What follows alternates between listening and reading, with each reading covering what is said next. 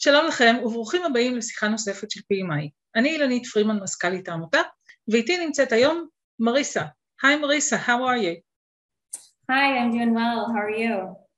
I'm great. Thank you so much for joining us all the way from Ireland.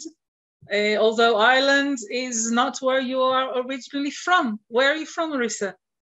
So I'm originally from Arizona, and I just moved over to Ireland about 7 months ago. If I remember well, you were telling me about your first interview in Intel, the way you even came into Intel. Tell us about that. I think people need to know that chances are always out there for everyone. Let's hear it. It was actually when I was interviewing to be an intern, and my boss at that time, he told me that we had a problem with construction. So my background is in systems and industrial engineering.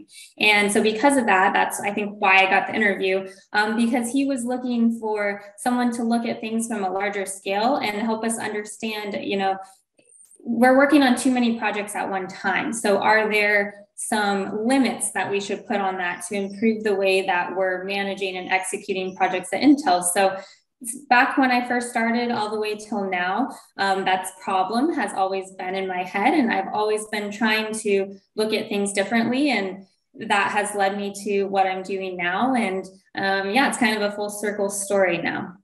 I think I had maybe a little bit of advantage in the sense that I wasn't used to any old ways. I was a fresh meat. I don't know if that's the right good word to use, but and I think, sometimes there's some, someone like me could be looked down on, as being new and young. But I think, the relationships I've made and the progress we've made together at this point, I think I've changed a lot of people's minds now, which is exciting for me. Because you were able to build a relationship based on trust, based on, proof that you're professional, that you can deliver, basically. So, and then your age becomes irrelevant. Exactly. Yeah. So it started off slow. It took some time, but I've gotten to that point, and, now the opportunities keep coming, and it's an exciting thing for me. So, yeah. So you mentioned that 3 years ago, you started using a new strategy. Why? Why did you need a new strategy? What happened? Tell us the story. So in the years around 2018, our scope at Intel from a construction perspective was increasing drastically. Things were really busy, and everyone was definitely feeling the pressure. When COVID hit in 2020, things were coming down, and I actually had time to think about a different way to do something. So the pressure was a little bit relieved in 2020, nothing to do with COVID, more just to do with the project standpoint. But that's the point where I sat down with my team, and, we decided we had nothing left to lose. We were all feeling a little bit low at that point. And I talked to them about this new strategy, because what I liked about it is, it really brings together all the things we know, like PMBOK, and lean construction, lean manufacturing, and it brings the best of it and puts it into something just a little different. But the piece that's different is the overall strategy behind it from a high level. So how did you come across this strategy? So as I said, I already had in my head from previous projects, previous bosses, that we could do things better. And then I met Doron Babai, and so he was actually— He's from Intel Israel. Yes, so Intel Israel. So I was there, one of those opportunities that I got to go to Israel for a couple of weeks, and Doron was also working on a different strategy. But unlike me, he was actually executing it at that time. I was just coming off something stressful, and so he was doing it. And so him and I had a good chat, and we definitely saw eye to eye really quickly on the problems that we're seeing, and, a different way to try. And so at that point, that's where him and I kept in touch, and I eventually started my own pilot, and I started executing it at Arizona, and that's where it started. So can you tell us a little bit about this strategy? What does it do? Yeah, so I actually have a slide that I'll show if that's okay. Yes, we are looking forward. Okay, so OCF stands for Optimized Cycle Time Flow. And that's because it's back to we're trying to improve our project cycle times. And so there are 7 principles of OCF. And maybe for the sake of time, I won't go through all of them. Some of these come straight from the last planner system concepts, like target tactical planning that you see there as principle number 2. But I think that the big ones are principle number 1, which is strategic integration and planning. So as I said, there's not a one-size-fits-all approach, but that is why it's that strategic thinking and planning that is so important up front. And that's the piece that I think we were often missing at Intel. Intel was very used to a project schedule that was similar, and we used it at every single site, every single construction project. And a lot of times we let that project schedule run us instead of us running the schedule and planning the schedule in a way that was realistic with the constraints that our team had, the resources that our team had. So that was one of the biggest things that we started doing differently with OCF was, planning for those constraints and being more proactive for it than just executing to something that Intel said they needed. So basically you are dedicating more time pre-planning. Exactly. And many times that would mean giving bad news up front. Sometimes we would have to tell our customers that, we're sorry, we don't have the resources to do what you're asking, but this is what we can do. So we spent, definitely at least double the amount of time in that planning period to set that strategy up front. And that was one of the big things we started doing differently. Yeah. So I'm sure people are, it's very difficult to hear that you're spending double the time planning, because I can feel the pressure of whoever is hearing us. I can feel their pressure. We want to start working, and you're talking to me about planning. You're kind of wasting time. Mm-hmm. So please convince me that it is time well spent. So that's actually, and so you're right. Typically, and I don't think this is just at Intel and the folks I work with, I think this is everywhere. It's very common to think that the earlier you start, the earlier that you'll finish. I think that's just very natural for everyone. But the results that I'm seeing are, debunking that. So can you show us some results while we're talking? Yes. Can I share one thing? Can I share one thing first? So principle number 6 is what you just said, project start. So it's controlling the start of your projects and only starting when you're ready. That takes a lot of discipline when everyone is pushing you to get started. But that is the other big thing that has really made a difference because it has improved my team's productivity drastically. So let me share the results. I can also think of the people that you are facing, your stakeholders, your clients. How do you tell them we are going to spend more time planning? It's taking a lot of time just to sit down with folks and help everyone understand. But the data helps. And so this data is just showing my project results from 2021 in Arizona. So what you're seeing are batches. 46 average schedule reduction. Yes. That's incredible. How did you do that? By doing OCF, by doing the things that we said we were going to do at the start of the project. Part of the strategy, sticking to it, but obviously adjusting as things change and as you learn more. The big thing that we did different was doing what's realistic. So previously, I could have up to 50 projects in flight at one time.